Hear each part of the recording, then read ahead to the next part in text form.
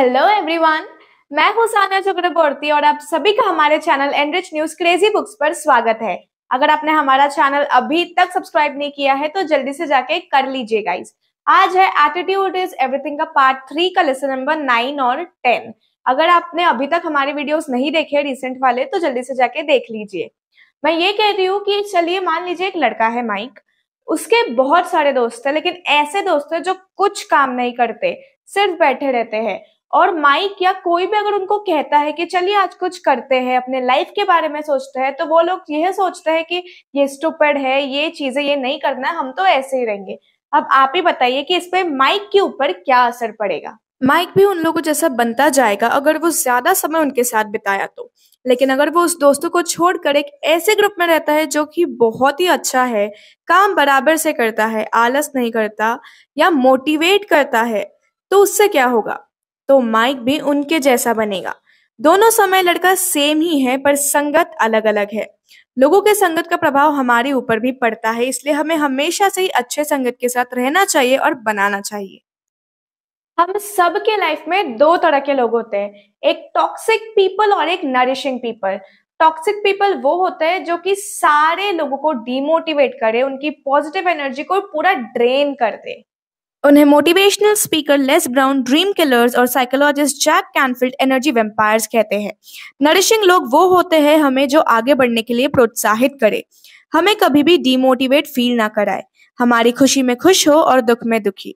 हमारे जिंदगी में ये दोनों तरह के लोग रहते हैं, लेकिन आपको किस पर ध्यान देना है, किसके साथ रहना है, ये आप जानते हैं।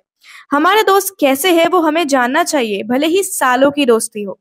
हाँ, थोड़ा सुनने में बुरा लगता है पर हमारी ग्रोथ सकारात्मक तरीके से हो या नकारात्मक तरीके से ये आपके हाथ में है। इसलिए हमेशा ऐसे लोगों से दूर रहे जो आपको नीचा दिखा रहे हैं, आपके ग्रोथ के लिए अच्छे नहीं। आप सबने अपने लाइफ में कई बार ये चीज एक्सपीरियंस किया होगा कि अगर आप रेडियो में कोई एक गाना सुन रहे हो और वो गाना आपको बिल्कुल पसंद नहीं है, लेकिन वो गाना प्ले होता जा रहा है डेली डेली।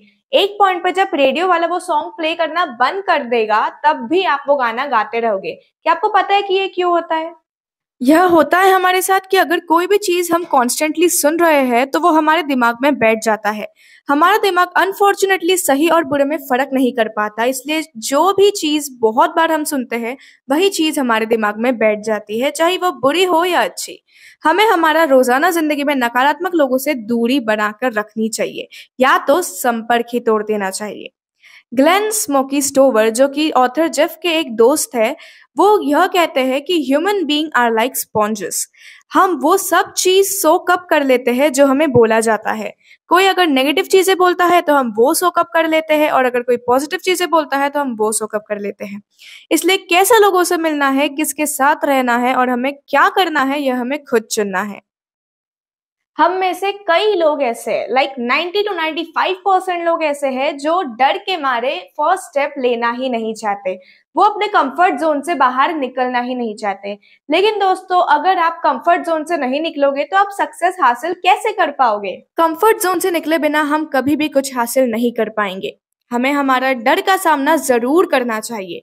हाँ, ऐसा नहीं है कि आपको बंजी जंपिंग से डर लगता है तो मैं कह रही हूँ इसलिए आप कूद जाओ वहां से। अगर आपको हाइट से डर लगता है तो आप बिल्डिंग से कूद जाओ। नहीं, मैं वो नहीं कह रही हूँ। आप अपने डर का सामना करो अगर वो आपके गोल्स के बीच में आ रहा है तो। क्योंकि बहुत से ऐसे लोग हैं जो गोल को कंप्लीट नहीं कर पाते अपने, क्योंकि वो डर जाते हैं पहला स्टेप लेने को। कुछ भी करने से पहले थोड़े बहुत सवाल आते हैं कि क्या हम कर पाएंगे।